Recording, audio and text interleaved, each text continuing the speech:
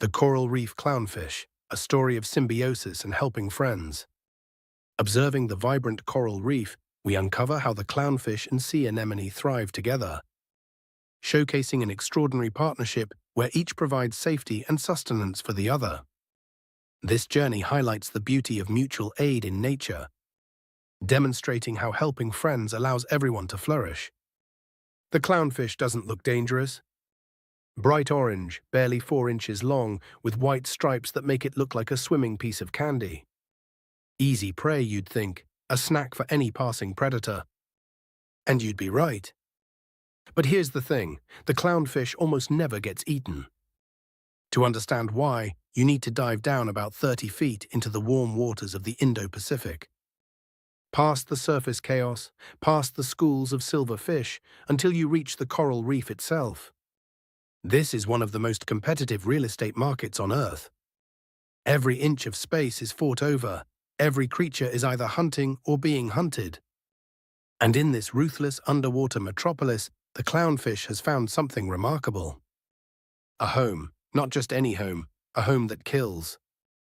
The sea anemone looks almost plant-like, with its flowing tentacles swaying gently in the current. Beautiful, really, like an underwater flower. But those tentacles are loaded with specialized cells called nematocysts, microscopic harpoons that fire venom on contact. Touch one and you're paralyzed. Touch several and you're dinner. Most fish know to stay away. The anemone's reputation precedes it. But not the clownfish. The clownfish swims right in. This should be suicide. It isn't.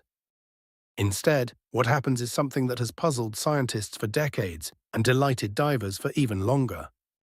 The clownfish nestles deep into those deadly tentacles like they're a cozy blanket. It sleeps there, it raises its young there.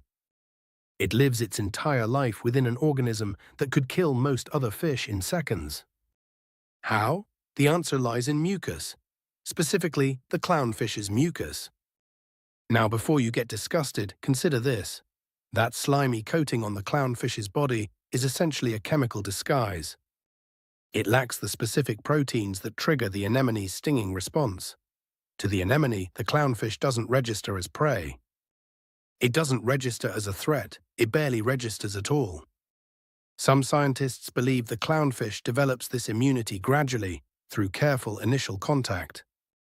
A young clownfish approaching a new anemone will brush against the tentacles gently at first, allowing a layer of the anemone's own mucus to coat its body. This essentially makes the clownfish invisible to its host. Others suggest the clownfish is born with this immunity, that evolution has already done the work. Either way, the result is the same, a tiny fish living inside a death trap, completely unharmed. But here's where it gets interesting.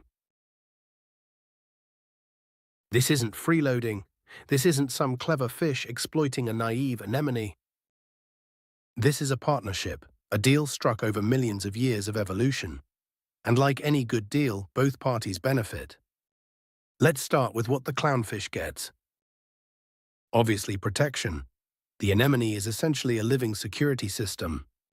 Any predator foolish enough to pursue a clownfish into those tentacles quickly learns why that's a bad idea.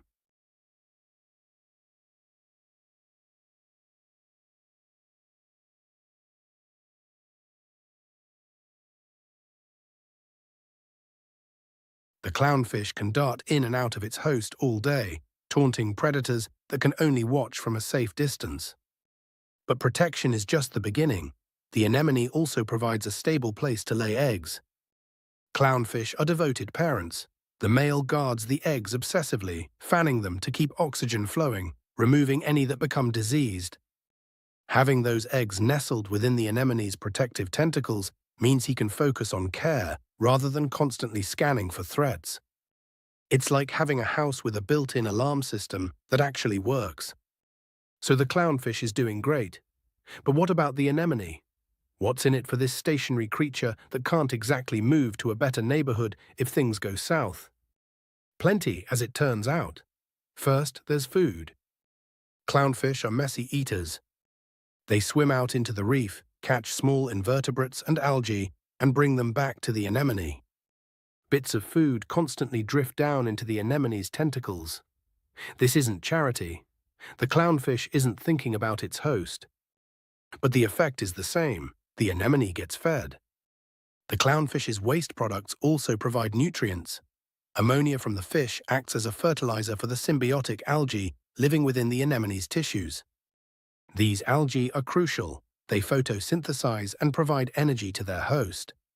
More nutrients mean healthier algae, which means a healthier anemone. Then there's the cleaning. Clownfish are constantly moving. They can't help it. And all that movement creates water circulation around and through the anemone. This brings in fresh oxygen and removes waste. Studies have shown that anemones hosting clownfish have significantly better oxygenation than those living alone.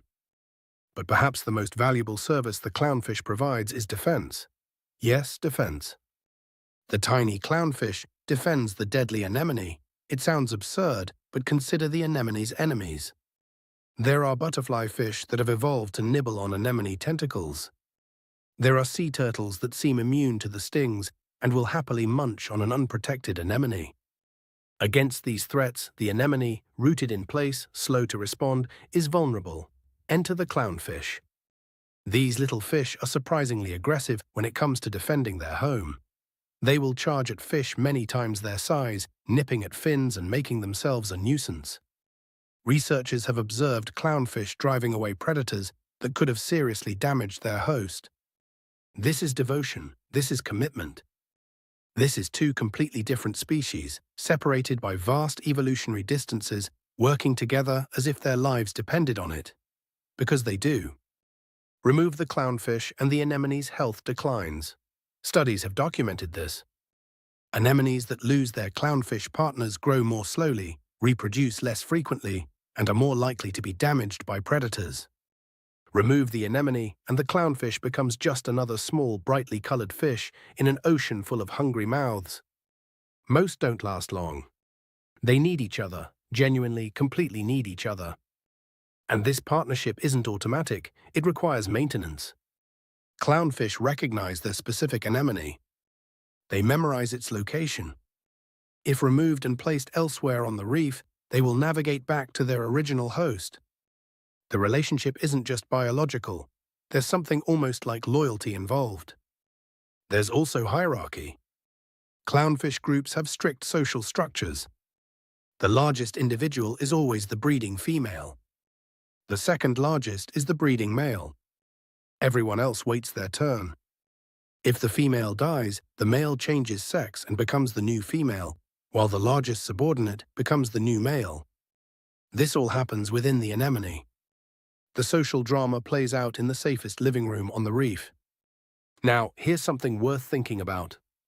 This relationship, this mutual aid that allows both species to flourish, didn't happen overnight. It took millions of years. Countless generations of clownfish and anemones lived and died, and slowly, gradually, the partnership tightened. The chemical signals aligned. The behaviors synchronized. What started as perhaps accidental tolerance became essential dependence. Evolution doesn't have a plan. It doesn't know where it's going. But sometimes, blindly, beautifully, it stumbles into arrangements that seem almost designed. The clownfish and the anemone aren't friends in any human sense. They don't think about each other. They aren't motivated by affection.